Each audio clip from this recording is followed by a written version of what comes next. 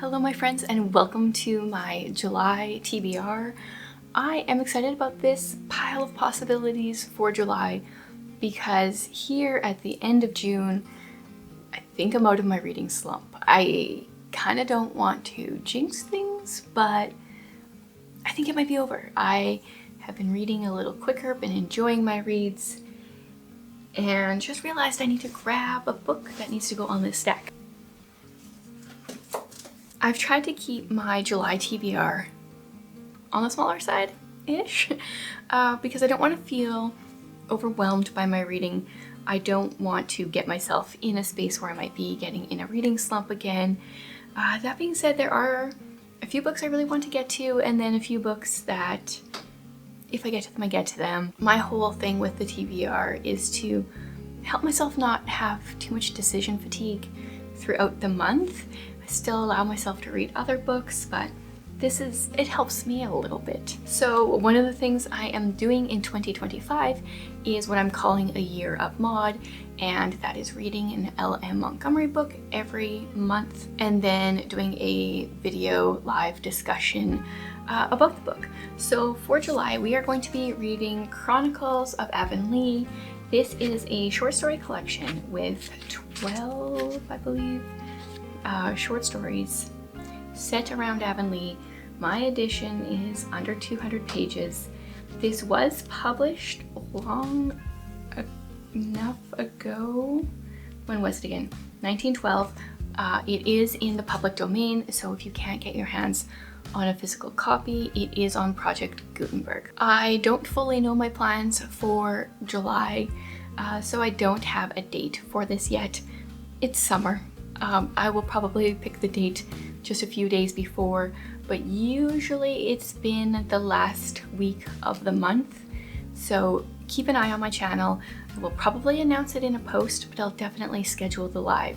So that will be coming at some point. And if I write a newsletter in the next month, I will share the date there as well, but it's summer. I also just want to be having lots of fun. Then I almost worked myself into a corner because the Read Your Bookshelf Challenge prompt, which I created this challenge, I picked the prompts for July, it's royalty. And I had a moment where I was like, do I even have a book that would fulfill this prompt? It turns out I actually have a couple, so I had options and I decided to go with one. It's on my DIY literature degree list for this year, which I'm kind of getting close to wrapping up. It's on my summer TBR. It's a book I want to read.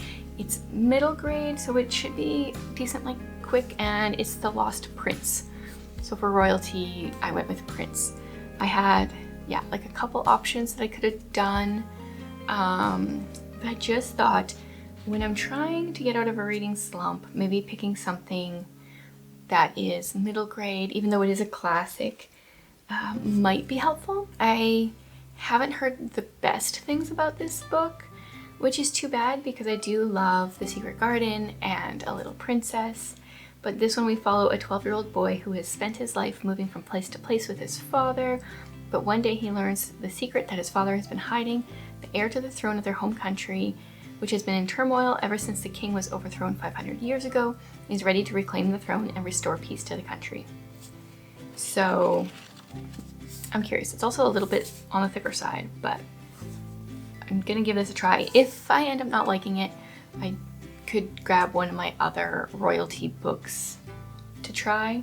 That happened to me in June. I had a book picked out for the Read Your Bookshelf Challenge. It was The Prompt Was Bird. I ended up DNFing that one. Then I read a different one that fits, so do what works for you. July is also Jane Austen July, and so I want to participate. I've been saying for a number of months that I want to reread Persuasion. I haven't decided which edition of mine to read it from. I might read it from this one. I might read it from my Pretty edition. I'm kind of leaning towards that one now. So this is a story about Anne Elliot. I always forget her main character's names because she kind of uses the same few names. And Captain Wentworth. Anne originally turned down Captain Wentworth's proposal years before. I don't know how many years before. And then he comes back on the scene. I read this book a couple years ago and was choosing it over more modern books, which is not normal for me. And I just really enjoyed it, so I'm curious if it holds up with my reread. Hopefully it doesn't kind of go down in my rating. Another book I want to read for Jane Austen July is Jane Austen at Home.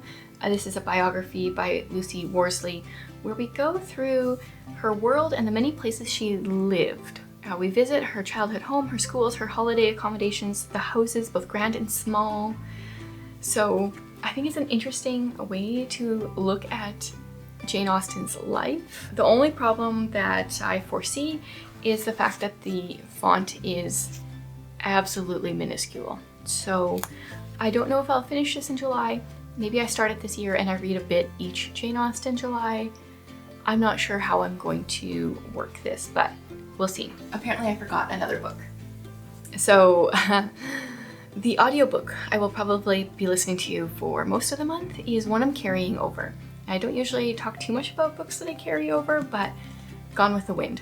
I was optimistic in thinking that I could maybe read this in June. I've gotten, I think my audiobook said 28% of the way through. I'm on part 3. Guys, I had zero idea what I was getting into with Gone with the Wind. I absolutely knew nothing. And now, you know, partway through, I know more. And I kind of wish I wouldn't have picked it up, honestly. I despise Scarlet at this point. We are set during the Civil War. I don't know where things are going. I don't even care because I don't like Scarlet. So yeah, but at this point I'm determined to finish the book. So we'll see. The question is, will I be able to finish it in July? I started it in June, but I really only read it the last 2 weeks-ish. So there's a chance I could get it done in July. Hopefully I can. A library book I have out right now that I'm very excited to read is A Quiet Life in the Country. This is a Lady Hardcastle mystery by T.E. Kinsey. And this is the start of a historical mystery series. She is an eccentric widow with a secret past. Florence Armstrong, her maid and confidant, is an expert in martial arts.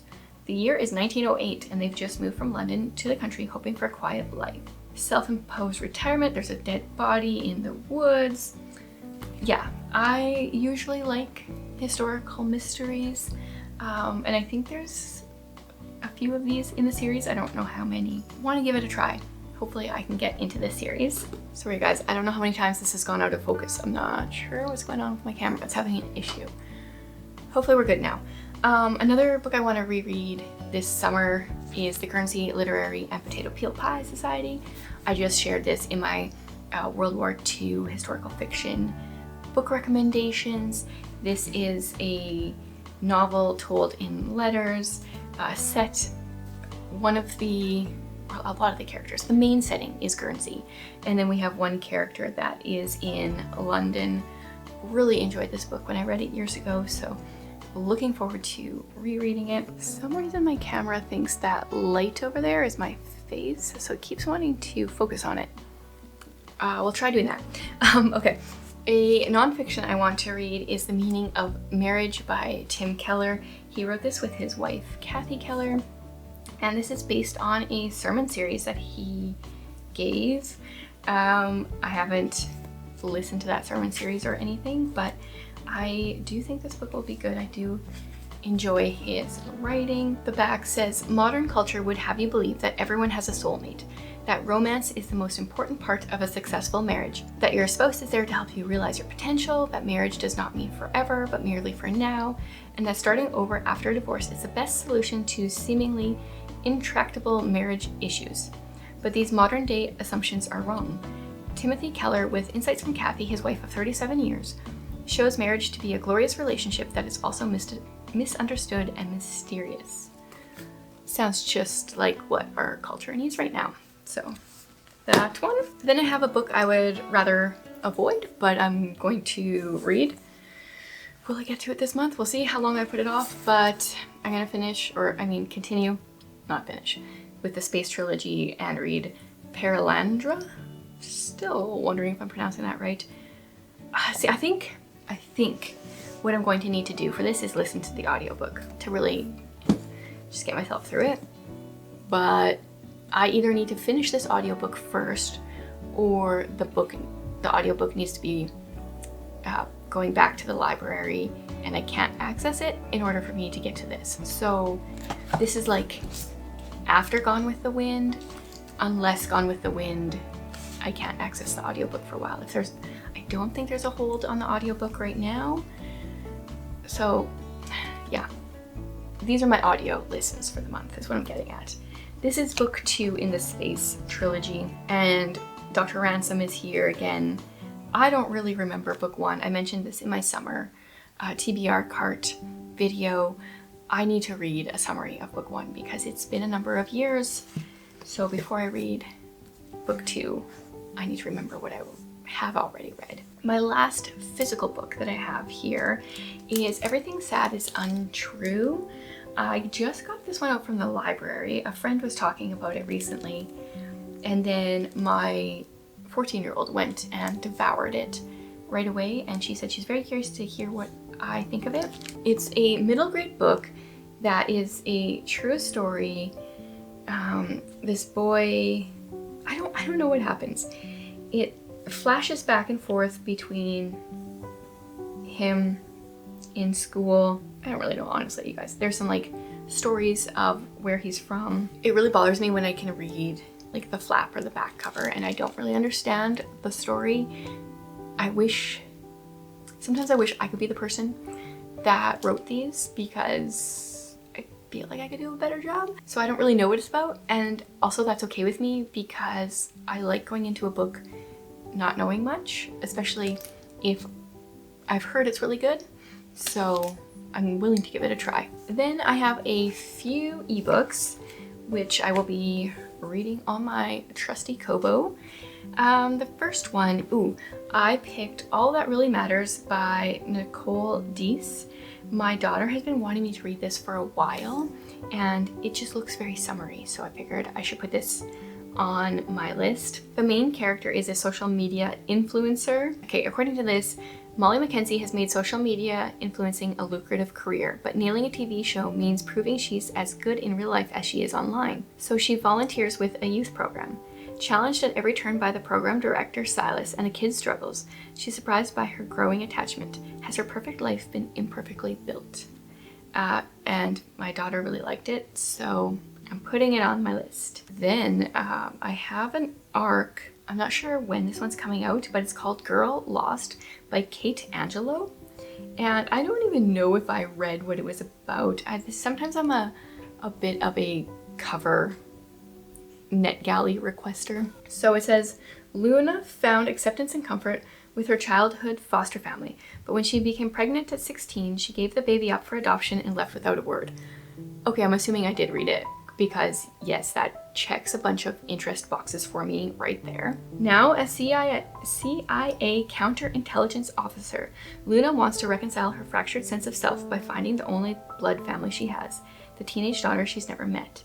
As Luna closes in on learning the girl's identity with the help of her mentor, Stryker, she prepares to meet him in her old neighborhood, the last place she wants to be. Then Stryker is captured.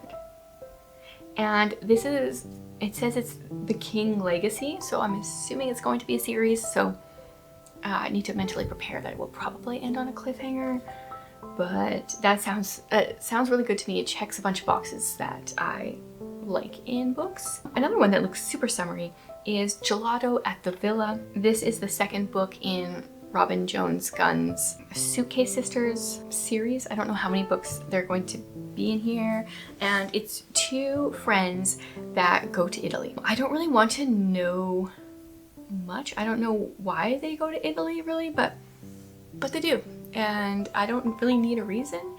They eat gelato, they drive Vespas. It kind of sounds like a bit of a dream, and I really enjoyed book 1.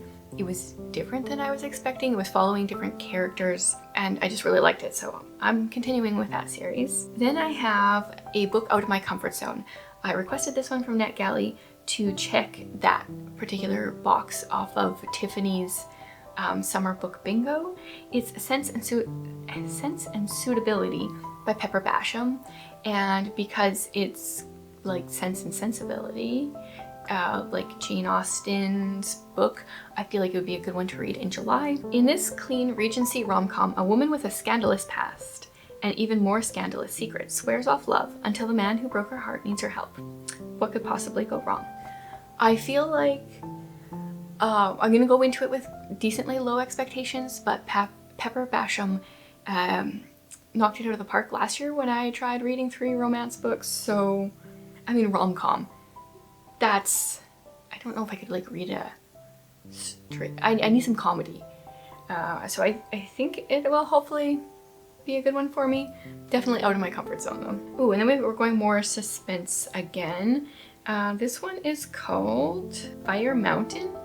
This is by Dana Mintic. I don't think I've ever read anything by her. Fire rains from above as they fight to discover the truth and stay alive. In the shadow of a threatening volcano, long-haul trucker Kit wakes up in her crashed big rig, unable to recall what happened or why she's suddenly in possession of somebody's baby. I don't know if I read that. Fiercely independent, she has to admit that perhaps this time she could use a little help. Okay, well that is a unique premise there. This is, I believe, Christian fiction. And then it tells us about former cop Cullen. I always struggle with this with Christian fiction because we'll have the dual perspectives of the female and the male. And because I like to not know the ending of a book, and with a lot of Christian fiction, you get your dual timelines and you know, or not dual timelines, dual perspectives. You know that they're just gonna end up together. Like that kind of bothers me. But oh well, give that one a try. It's the whole a woman driving a big rig, finding a baby.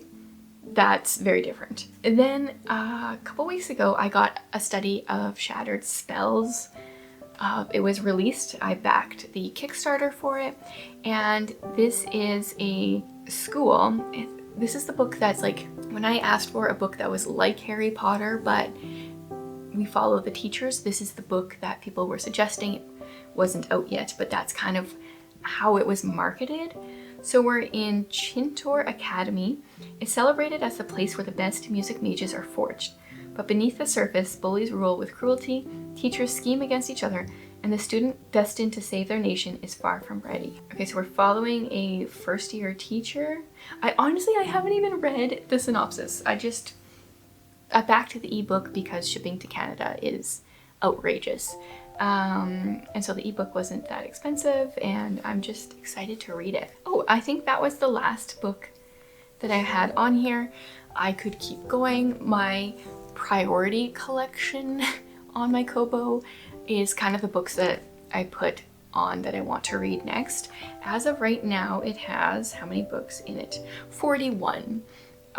It started out as like a monthly TBR, and then I don't get to the books each month, and then I just add more and it grows. But these ones will be my priority books, the physical ones, the ebooks I mentioned. But if the mood strikes and I'm in the mood for a different book, I'm going with that, because that is part of how I get out of a reading rut or avoid a reading rut, is doing some mood reading. Nice combination of mood reading and following a bit of a TBR seems to be what works for me. So I would love to hear what you guys are reading in July. And then if you've read any of these books, hype them up for me in the comments so that I make sure I get to them and get excited about them. Thanks so much for joining me. I hope you guys have an awesome reading month.